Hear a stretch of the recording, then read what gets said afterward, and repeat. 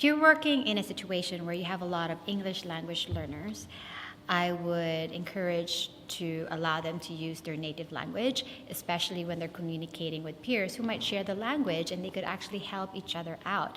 But how do you know how they have a strong grasp of English or not? You could do a strategy called folding the line. So I will demonstrate what that means. Okay, boys and girls, I want you to line up from if you are how long you've been speaking English.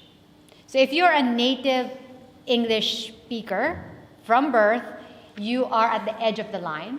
If you are a English language learner, you ask each other how long you have been speaking English, and the person who's just learning the language goes to be right here, and the person who speaks the language the most goes right over there.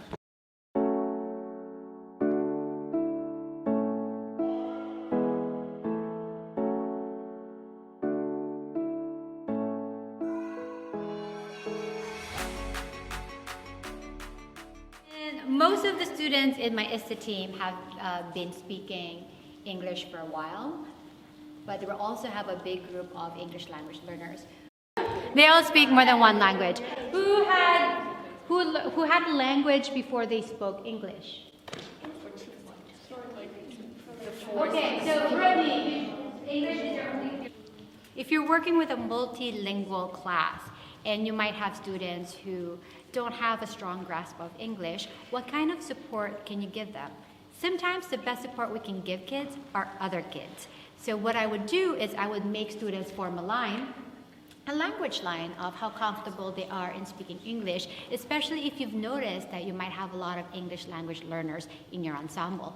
And then I would so we have the English language learners on this part, and then I will have the native language speakers in that part, and then I would do what is called fold the line. So the last two people then would join in and become partners so that they could help each other understand what are the things that's happening in class, or if there's anything that I want to explain, they could take time to break that down peer to peer. So let's fold the line. Let's show how that line is folded.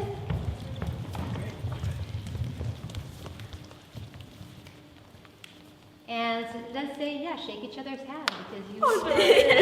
What's up? Nice to meet you too. I've only known you for 3 years. All right, thank you.